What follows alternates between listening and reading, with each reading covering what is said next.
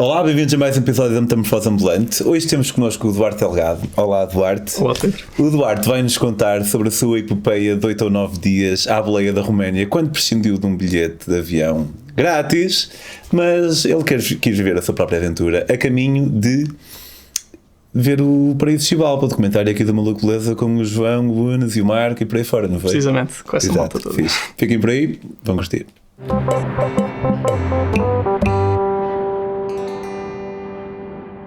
Olá, Duarte.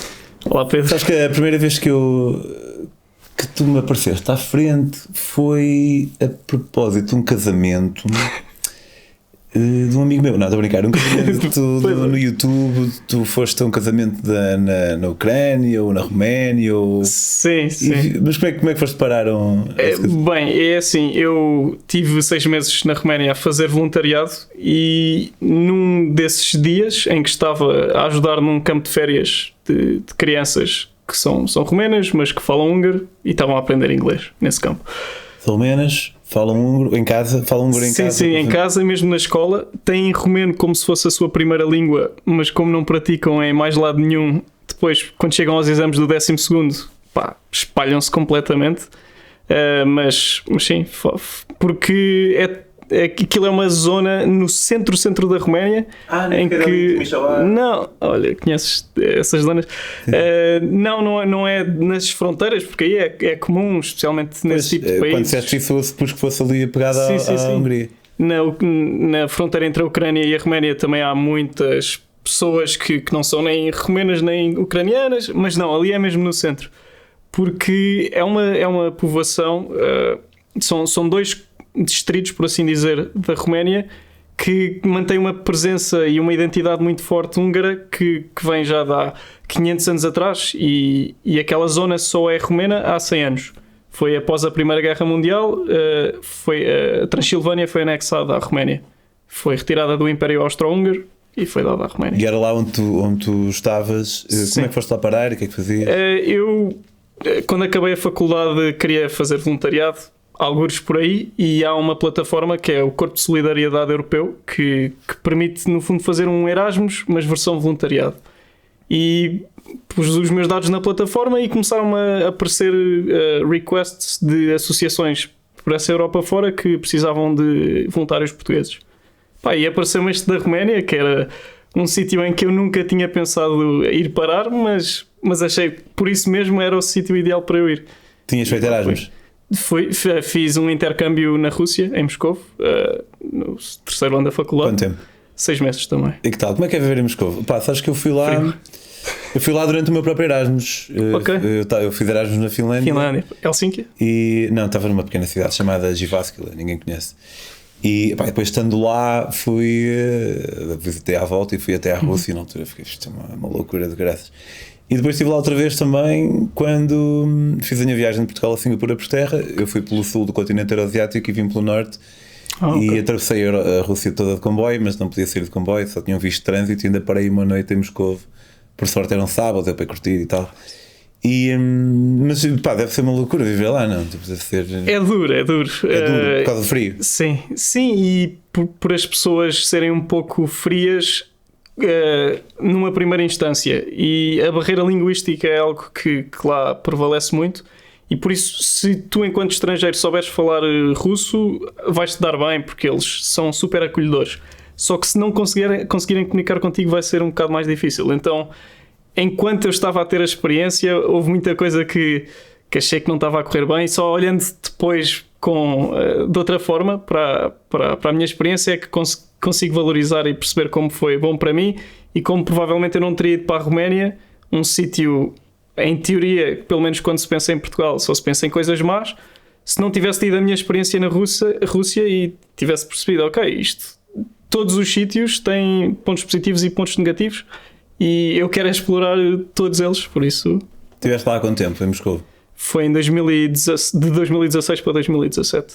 Sentes que Eu não sei se privaste muito com russos ou não. Eu no meu Erasmus, infelizmente, só privava com outros estrangeiros. Hoje em dia teria sido diferente, mas não sei se tu privavas com russos também. Sim, por acaso na minha faculdade, que era uma faculdade de economia, eles tinham aulas em inglês, por isso na faculdade em si eles conseguiam falar inglês e fiquei amigo de alguns russos que eram muito porreiros. E sentias alguma adoração putinesca ou o pessoal sentia-se à vontade para te dizer que não gostava? Sim, sentiam-se à vontade para dizer que não gostavam. Um dos meus melhores amigos de lá, russo, bem, também ele é um bocadinho, foi depois viver para os Estados Unidos, por isso não tem de toda a adoração pela Rússia, por assim dizer.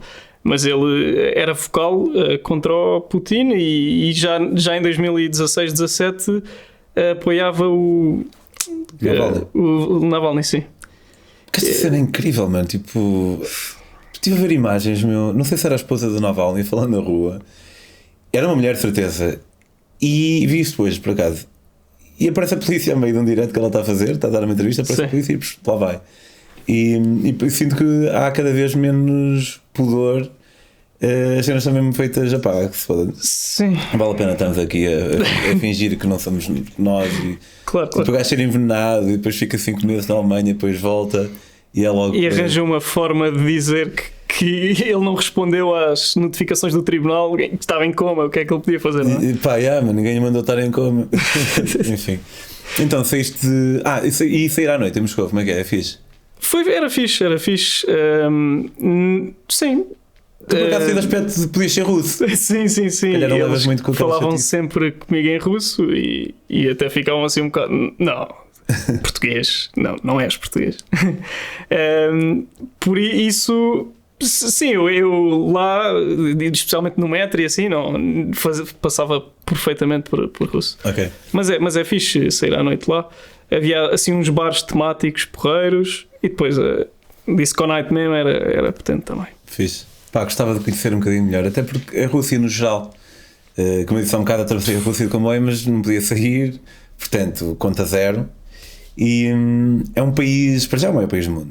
Sim. E é totalmente desconhecido, pelo menos para mim e para nós, na nossa cultura. Ouvimos falar de São Petersburgo, ouvimos falar de Moscou, ouvimos falar da Sibéria. Claro. Mas aí é tão mais que isso. Há uma variedade étnica e cultural incrível na Rússia.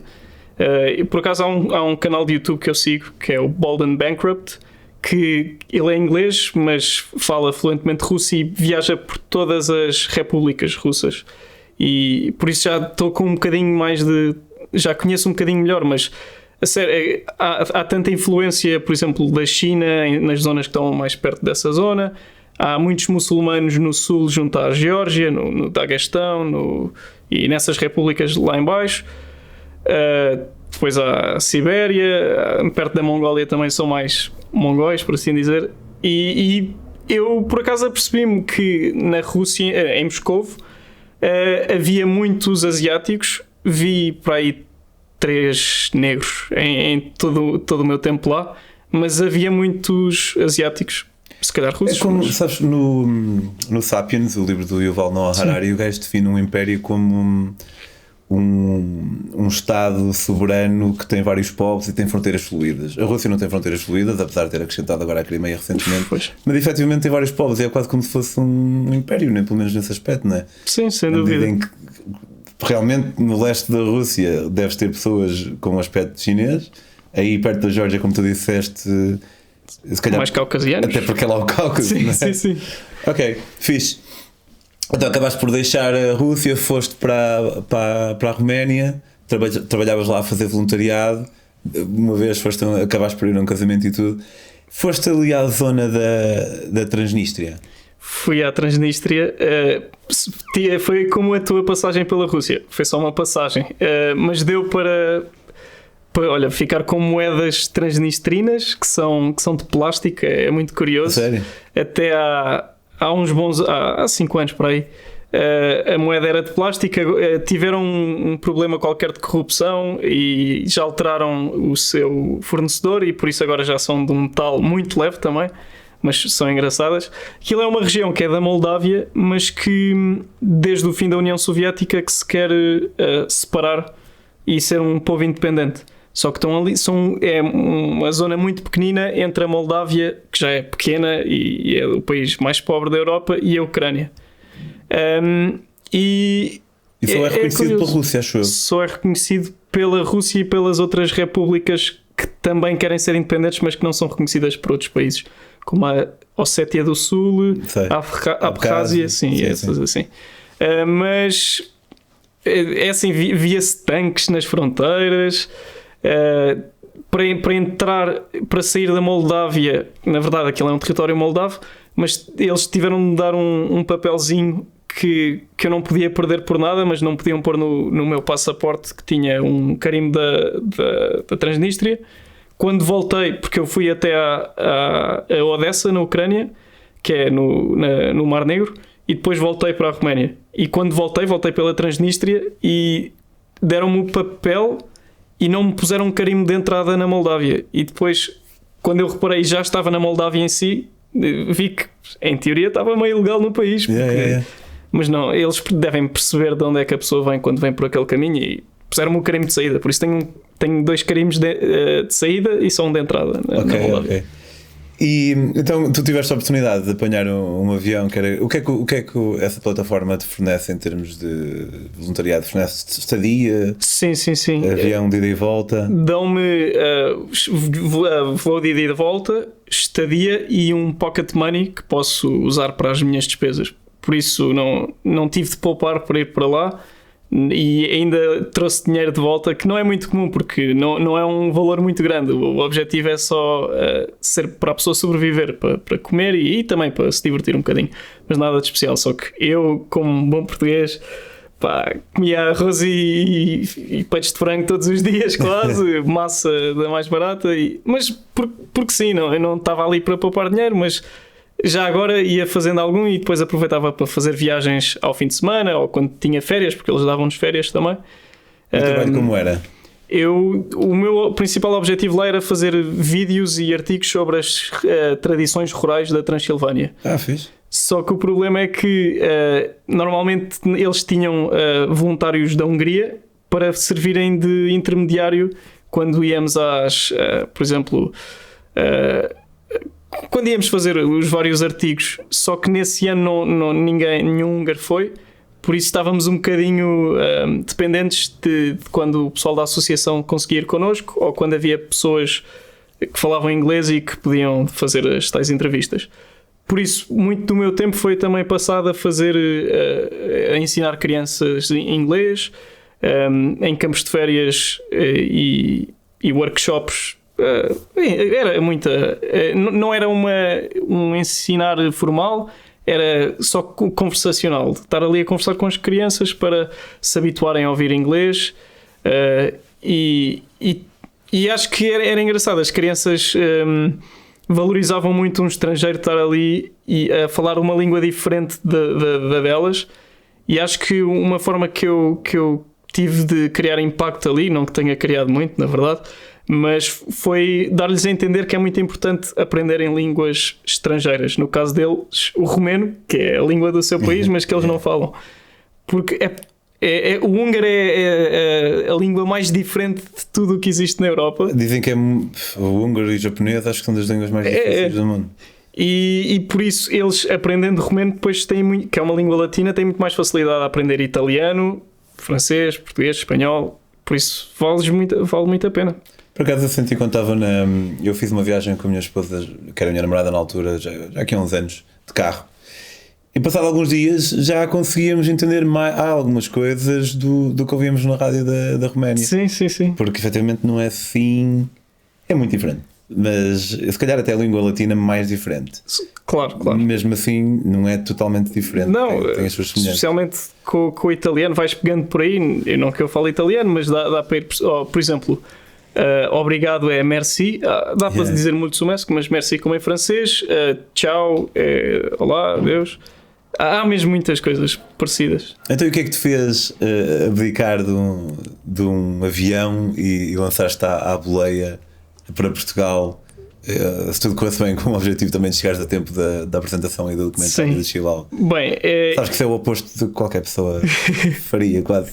Talvez eu fizesse o mesmo que tu fizeste, mas claro. Não sabes muito. Admito que, pronto, na generalidade da população não faria isto, mas eu, até chegar à Roménia, nunca tinha andado à boleia. Sério? Tinha tido uma boleia depois de um carnaval de todas vedras, mas não. Nós andamos à boleia em Portugal. Pois, é isso. E já tinha feito algumas viagens em países que se calhar dava para andar à boleia, mas pá, não tinha feito isso. Mas percebi que era o meio de locomoção mais comum entre os voluntários lá na Roménia, porque é uma prática muito comum tanto para os locais como para os estrangeiros, andar à boleia na Roménia. Há mesmo zonas no fim das vilas em que se vê muitas vezes pessoas a pedir boleia. E os carros estão mais dispostos a aceitar do que, digamos, em Portugal. Às vezes pedem dinheiro na Roménia. Sim. Eu também dei por lá a boleia. Ok. E era aquela cena de... E na Moldávia então... Na Moldávia eu dava, porque eu sentia mesmo que aquilo era como se fosse um autocarro. Porque se eles não levassem a mim, iam levar outra pessoa qualquer. Portanto, não era que eles fossem naquela direção, mas... Ok. Mas na Roménia, nem sempre, mas... Sim, é assim, em teoria é ilegal eles receberem dinheiro para darem boleias, porque há muitos táxis ilegais, e eu tentava comunicar sempre com eles antes de entrar, a dizer que não queria pagar, e tive só para aí uma ou duas vezes é que tive uma rejeição, e é totalmente normal, pronto, se queres receber, pronto, tranquilo, eu não vou. Mas bem, eu durante esses 6 meses andei imenso à boleia, e por isso quis prolongar um bocadinho mais esse tipo de locomoção, e tinha noção de que ia ser um bocado difícil chegar a Portugal em 9 dias, que era bem, porque basicamente eu cheguei ao fim e tinha reparado que as eleições legislativas iam ser daí a 13, 14 dias. Pensei, ok, eu quero muito chegar a tempo das eleições. E depois apareceu-me no Facebook o evento do Paraíso Xibalba, o documentário que o Maluco Beleza fez com a Landscape, acho eu, na Guatemala. E pá, eu queria tanto ir, eu queria mesmo muito, só que sabia que também queria muito voltar à boleia para Portugal. E pensei, bem, vou tentar ao máximo conjugar as duas coisas. O meu objetivo não era uma viagem que seria totalmente... O objetivo era conhecer as pessoas com quem estaria, não era para visitar destinos. Sabia que não ia ter oportunidade para parar em tão pouco tempo para desfrutar, sei lá, de uma cidade qualquer por onde passasse. Ia ser muito à base de conhecer pessoas. E assim foi. Porque saíste da Roménia então? Passaste pela Hungria ou... Saí da Roménia. Bem, primeiro que tudo pesquisei num site que é o Hitchwiki, quais é que seriam os melhores países para andar à boleia, porque há uma panóplia de caminhos que vão dar a Portugal. Todos os caminhos vão dar a Portugal. Exatamente, e eu, como diziam tão mal de Itália, eu descartei logo e pensei, ok, vou pela Hungria. Bem, teria de ir sempre pela Hungria, mas vou um bocadinho mais para norte. Depois apercebi-me que tinha um amigo em Brno, na Eslováquia, na República Checa, mas que era eslovaco, e pensei, ok, então já agora vou visitá-lo. Depois reparei também que tinha uma amiga portuguesa em Praga e pensei, já agora, então também vou visitá-la. Foste até Praga. Aproveito e vou até Praga. Também tinha uma prima em Munique e já agora poderia visitá-la, não sabia. E amigos em Paris que tinha conhecido na Rússia. Já estava a subir muito. Só que era subir muito, então sabia que se calhar algumas dessas pessoas não ia poder visitar. E lá fui, logo na primeira... Acho que de toda a viagem a boleia mais importante foi a primeira, porque se não tivesse apanhado aquela boleia, todo o resto da minha viagem teria sido completamente diferente. Se eu tivesse apanhado a boleia da minha terrinha, que era Cristuru Secuiesc, não fosse para Sighișoara, não sei se já ouviste falar dessa terra, não. Que é o sítio onde nasceu o Vlad Tepes, que é o Vlad o Empalador, sim. Suposto Drácula. se eu não tivesse apanhado essa boleia, mas tivesse apanhado para outro sítio, a probabilidade de ter acabado a sair da Roménia pela fronteira por onde saí seria baixíssima. Por isso, toda a minha aventura seria completamente diferente. Eu não seria a pessoa que sou hoje se não tivesse apanhado aquela boleia específica. Podia ser melhor, podia ser pior. Exato, seria diferente. Mas isso toca a ver num ponto para mim que me vai fascinar para sempre, que é precisamente esse facto de nós só conhecemos a linha de vida que nos aconteceu, não é? Sim. E de certa forma tudo o que nos aconteceu até agora teve que acontecer, não digo por nenhum desígnio divino, mas teve que acontecer para nós estarmos aqui sentados agora um à frente do outro. Mas pá, eu curtia bué saber as outras todas. Sim. E vivê-las também. Pois. Pá, eu gostava de ter um Pedro. Eu gostava de ter vários Pedros, mas só tenho este. Mas pronto, para já. Já é bom. Não é mau. Mas eu às vezes questiono-me se, por exemplo, estou parado no trânsito e se há um Duarte que está a virar à esquerda e não à direita naquele momento e a seguir a sua vida completamente diferente. Mas pronto, só consigo pensar pelo Duarte que está aqui. Sim, pode haver vários. Pá, a malta que postula essa ideia da teoria do multiverso. Sim, que há várias variantes diferentes de tudo. Tipo uma variante infinita igualzinha a esta, mas uma variante infinita em que ao invés de dizer infinita disse infinota. Sei lá, exato, assim qualquer. Mas pronto, foi a linha que te aconteceu e apanhaste essa que tu acabou por fazer sair dessa. Sair pela tal fronteira da Roménia. Logo na primeira noite fiquei em casa de um rapaz que me deu boleia. Logo na primeira noite? Sim, logo na primeira noite. E isso nunca me tinha acontecido. Já me tinham convidado a ficar. Se eu não tivesse outra hipótese, podia ficar com. Neste caso foi uma família, também no Mar Negro. E eu basicamente todas as noites dormi num estilo de cama, por assim dizer, diferente. Nunca fiquei num hotel. Nunca pagaste para dormir? Nunca paguei para dormir. Para dormir nunca paguei. Eu não tinha um objetivo mesmo muito concreto com esta viagem. Era ir ao sabor do vento. Mas sabia que não queria gastar muito dinheiro. Queria conhecer muito pessoal. E queria tentar fazer totalmente à boleia. Spoiler alert, não consegui fazer totalmente à boleia. Por causa da segunda noite estava a correr tudo muito bem. Em 24 horas passei por 3 ou 4 países, mas cheguei ao meio das montanhas eslovacas e fiquei preso numa terra à meia da noite. E eu tinha duas hipóteses. Eu já tinha dito ao meu amigo eslovaco que estava na República Checa que ia estar com ele. Por isso ele tinha ido de propósito da Eslováquia ele estava ali a fazer um esforço para estar comigo. Por isso tive de apanhar um comboio dessa terrinha para Bratislava, a capital da Eslováquia, e depois de lá fui à boleia até Brno. É assim, eu só não havia ninguém que eu estava a desiludir-me, mas eu estava a sentir-me um bocadinho mal comigo próprio por me ter proposto a fazer tudo à boleia. Mas na prática aquilo não. Era para ter um amigo teu que estava a fazer uns. Exato. Perdemos, ok.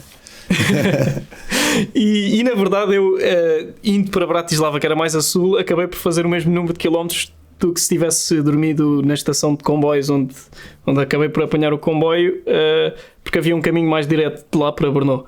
Por isso, em termos de quilómetros, foi o mesmo. Houve uma história mais ou menos engraçada nessa noite. Eu ia apanhar um comboio noturno e estava a tentar descansar um bocadinho.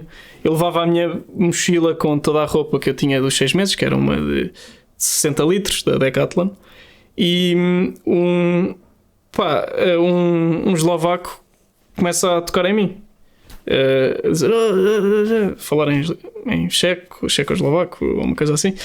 E depois eu comecei a sentir o bafo álcool na boca dele e ele só queria companhia, estava ali para conversar um bocado e tal. Mas estava-me a tentar ajudar imenso a escolher o comboio e tal. Ele não falava nada em inglês. Bem, tivemos ali uma hora à conversa e no fim ele começou a chorar, a despedir-se. Tem cuidado, vê lá, isto é perigoso, andar a boleia, não sei o quê. Depois, não, tu é que devias ter cuidado, meu. Estás aqui às 2 da manhã, a meio da semana, todo narço. Mas, porreiro, foi engraçado. Isto foi já...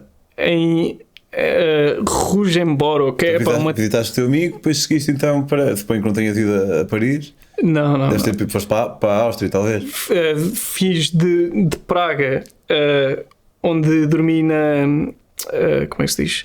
No dormitório da minha amiga portuguesa, e depois de lá tentei ir para a Alemanha, porque segundo a Hitchwiki, pelo menos, e segundo o que o pessoal diz, na Alemanha é muito fácil andar à boleia. Sabes qual é a minha experiência? É que não se apanha tão facilmente como noutros sítios, mas como eles não têm limite de velocidade, acaba por compensar. É ser mais rápido. Tipo, eu lembro quando fui de Berlim para Poznan, acho eu, demorei para aí 2 horas, mas quando apanhei o boleio.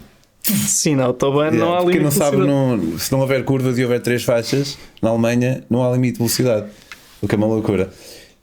Tenho alguma curiosidade em relação ao número de acidentes que eles possam ter ou não?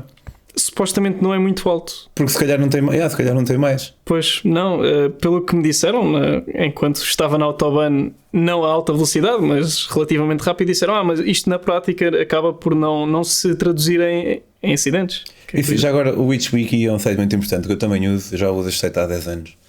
É hitchwiki.org, e não só fala da facilidade de boleio nos países, como também, e para mim até, sei que agora com o Google Maps aqui é mais fácil, mas, por exemplo, para andar à boleia, uma pessoa que está em Lisboa não vai ali para o Rocio esticar o dedo. Há sítios mais propícios, e o Hitchwiki diz, apanhas autocarro 27, caminhas não sei quanto tempo, e depois chegas ali a um sítio e estás no área de serviço, que é o ex-libris da boleia, é estar em área de serviço. Portanto, Hitchwiki, se quiserem andar à boleia, é um sítio que vale a pena. Sim, tens toda a razão. Era no fundo isso que eu também fazia, e é curioso como aquilo é uma plataforma, é um site alimentado pela comunidade, e quase todas as terrinhas têm informação sobre. Eu meti um de Valcamos, a ver lá. Boa. Exato. Nice. E então foste para a Alemanha, que sentiste que era mais fácil? Eu acho que fui um bocado vítima de tentar pesquisar isso, de quais é que eram os países mais fáceis e mais difíceis, porque eu tenho quase a certeza que se calhar eu esforçava mais por apanhar boleias nos países em que achava mais difícil e menos nos países em que achava fácil. Okay. Por isso acabou por ser mais ou menos ela por ela. Acabava por apanhar tantas boleias num país mais difícil quanto num fácil. Por causa dessa esse meu não esforço, por assim dizer. Sim, por exemplo, a Itália é um país muito difícil, mas a verdade é que fiquei retido uma vez na Itália, tive que apanhar num autocarro até Bolonha. Mas dá. Sim. Bastante ter mais ou menos tempo. Exato. Que era o que eu não tinha ali. E pois. Por isso é que eu vejo-me a voltar a fazer uma viagem à boleia, mas com tempo. Porque a pessoa está totalmente dependente da sorte de passar alguém que está disposto a levar. Claro que isso, a pessoa aumenta a probabilidade se tiver bom aspecto, se fizer um pitch bem feito, por exemplo, nas estações de serviço, fazer aquele choradinho ou simplesmente ser simpático. Eu digo sempre, onde é que vai a produção sem importa que eu pergunto? Com um sorriso e tal. Okay. Às vezes alguém que diz sim, importa. Ok, passo para mas geralmente é na boa. Claro. Passagem então para a França? Passei para a França. Entretanto, fiquei em Friburgo, que é uma cidade universitária no sul, é perto da Suíça e de França. Aí fiz couchsurfing. Na noite anterior tinha dormido em Nuremberg num aeroporto, porque era perto do centro da cidade e era onde me tinham deixado. E vi lá nas partidas, no painel de partidas, um voo para o Porto, e parecia mesmo que eles estavam a pedir para eu ir.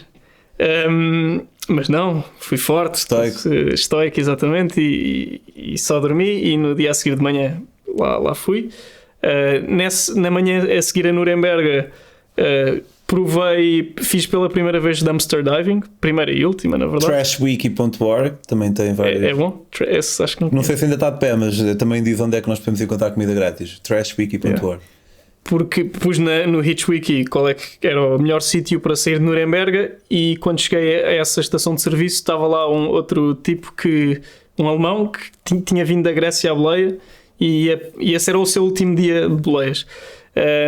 E ele já estava mais que habituado a este tipo de cenas, e foi ao lixo da padaria que estava na estação de serviço, e tirou de lá uns bagels gigantes que estavam bons. Ok, fixe.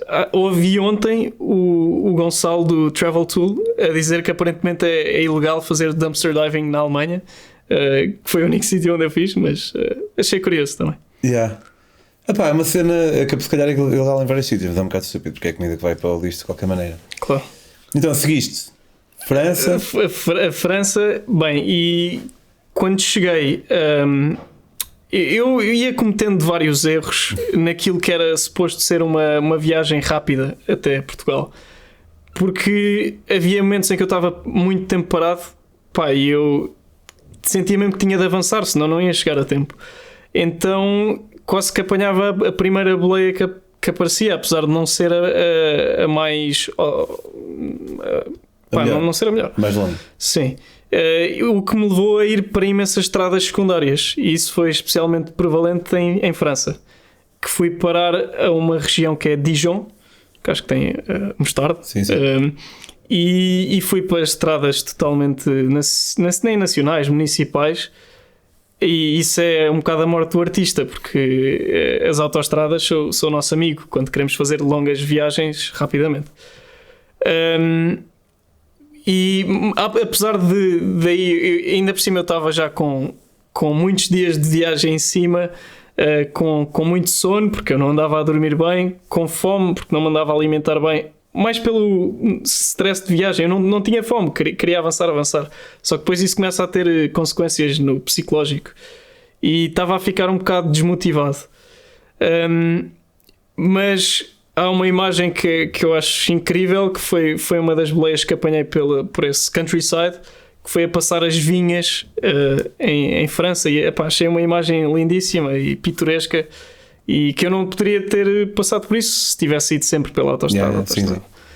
E depois cheguei a uma terrinha que era Chalon-sur-Saône, nunca tinha ouvido falar e provavelmente nunca mais voltarei a ir lá. E o Google Maps não foi meu amigo, porque dizia que havia um caminho que era bom para apanhar boleias, só que não havia berma de todo. Então tive de ir dar uma volta enorme, e chega uma zona cheia de casas, e sai um senhor de uma casa e começa a perguntar o que é que estás aqui a fazer. Estás maluco? Pá, porque eu já estava com um péssimo aspecto. 5 ou 6 dias de viagem, um péssimo cheiro, apesar de ir tomando banho, mas pronto. E ele estava-se a questionar, com razão, porque é que eu deveria de ir por um caminho que não era um sítio sem saída. Depois havia só um pedaço de arbustos, e o meu objetivo era subir até ao início da autoestrada por ali. Que era uma ideia, como ele depois veio a dizer isso. Há pessoas que morrem a fazer isso, cuidado. Mas pronto, basicamente ele não me conhecia de lado nenhum, mas convidou-me para a sua casa, tentou perceber mais ou menos o que é que eu estava ali a fazer. O meu francês do 7º ao 9º não era incrível, mas lá nos conseguimos entender. E ele e a família acabaram a dar jantar, e a mulher ia trabalhar durante a noite e disponibilizou-se para me levar até um sítio onde seria mais fácil eu andar à boleia. Pá, e são este tipo de coisas que eu nunca veria acontecer se não estivesse a vivê-las. Porque especialmente eu sou de Lisboa e cá não há esse sentido de entreajuda a um gajo aleatório que está no meio da rua. Sim, as pessoas nas cidades são mais desconfiadas, é um facto. Seja Lisboa, seja Paris, não acho que tem a ver com o país em questão, claro. mas com a dimensão da própria localidade, é verdade. E quanto depois a jeito é quando beneficias disso, é verdade. Exatamente. E no geral, de todos os sítios por onde passei, as boleias que apanhei, fui agraciado com uma generosidade sem razão nenhuma, pá, incrível. O pessoal dava-me comida sem eu pedir, não que eu precisasse, se eu quisesse podia comprar, mas o pessoal oferecia, e só o facto de me estarem a transportar sem saberem de onde é que eu era, para onde é que eu ia, se estava a ser honesto. Eu transportei sempre ao longo do caminho este cartaz. Inicialmente tentei escrever Portugal, mas nunca fui bom em EVT, então não ficou muito bem, tive de alterar aqui para a frente. E acabaste por chegar então umas horas. Acabei por chegar, eu já estava à espera de não conseguir chegar, porque entretanto com 3 dias para o fim estava no centro de França, perto de Clermont-Ferrand. tinha apanhado uma boleia até lá de um tipo polaco que era totalmente fora, estava totalmente noutra. Dizia que as pessoas com olhos azuis vinham de outros planetas, tinha sido um asteroide que tinha mandado que tinha caído na Terra. Uau. E eu, mas então eu tenho os olhos mais ou menos azuis por fora, mas por dentro tem uma cor um bocadinho diferente. E ele, sabes, é que isso foram 2 planetas que chocaram um contra o outro e lançaram um asteroide para a Terra. Por acaso, olhos azuis vem de uma mutação ali da zona do Mar Negro, acho eu. É? Ok. Mas a saída do planeta é uma história mais fixe. Sim, pá, ele estava totalmente noutra.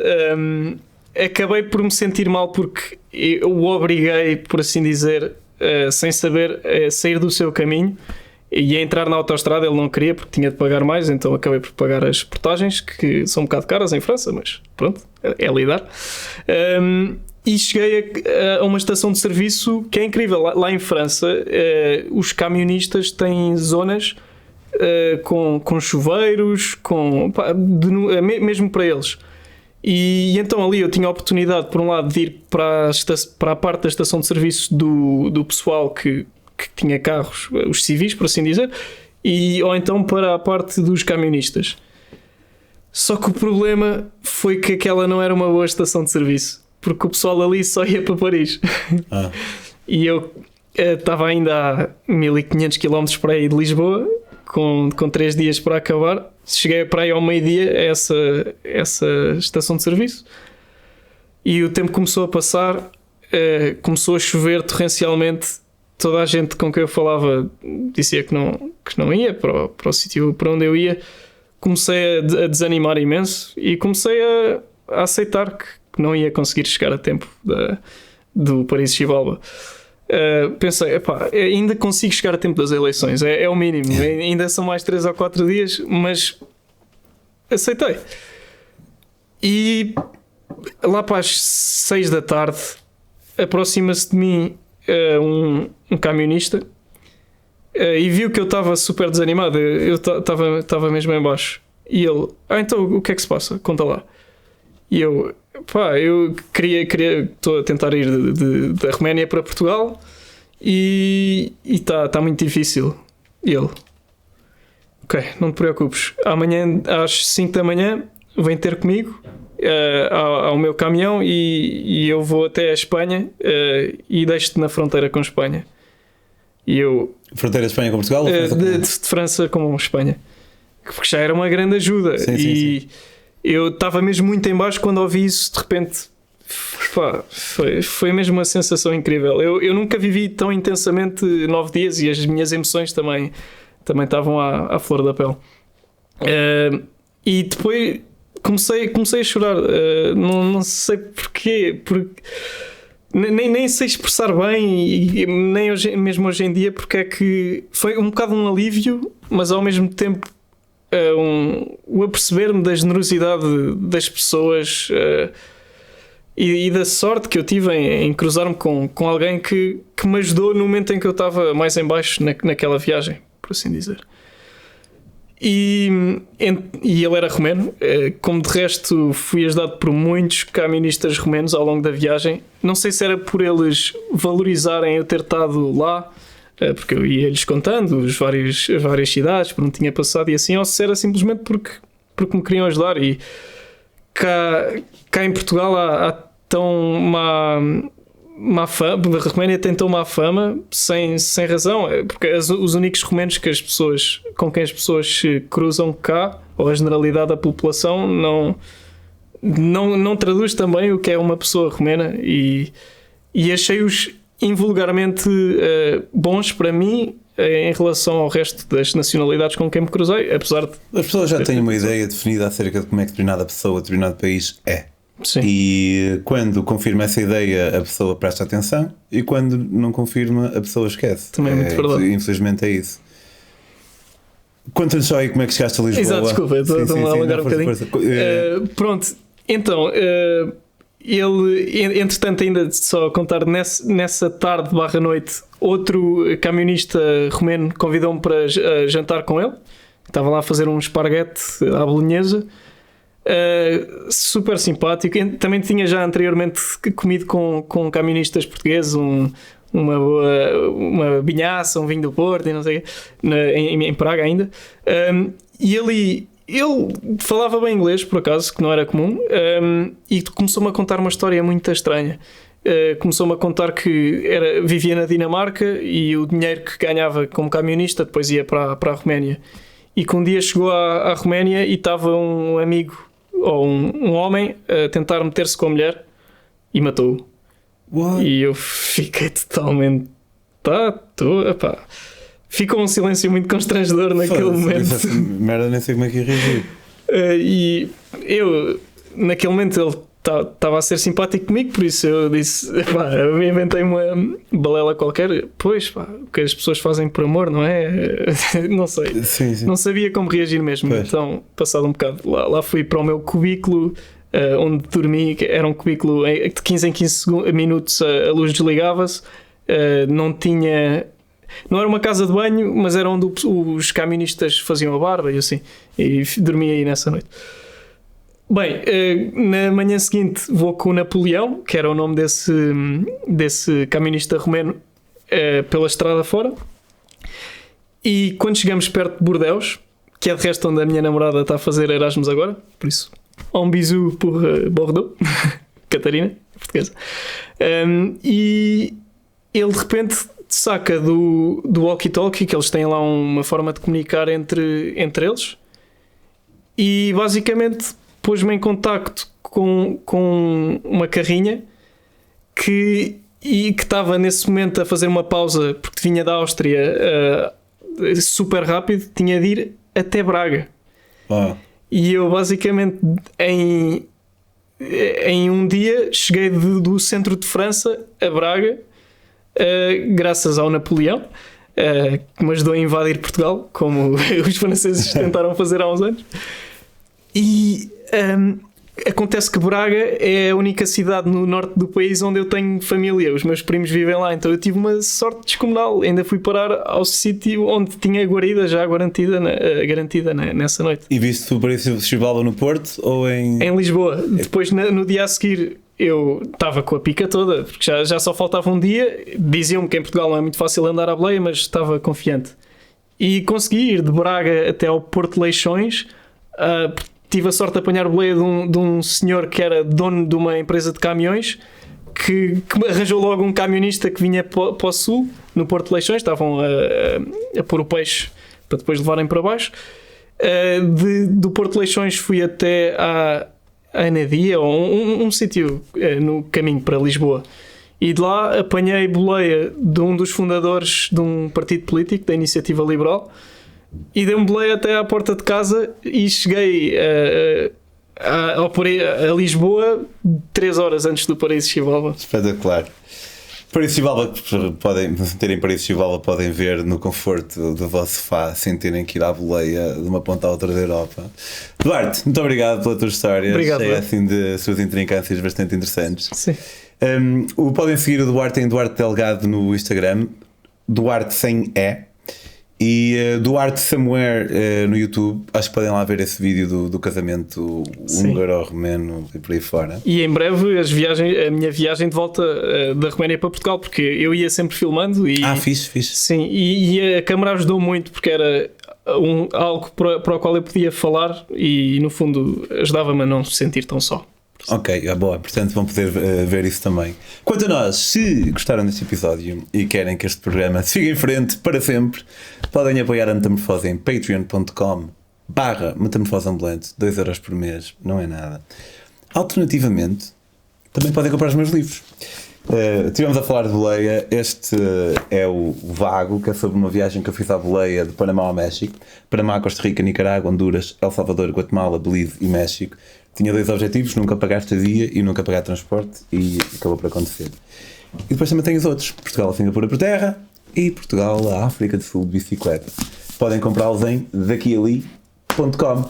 Duarte, muito obrigado. Obrigado. E até para a semana.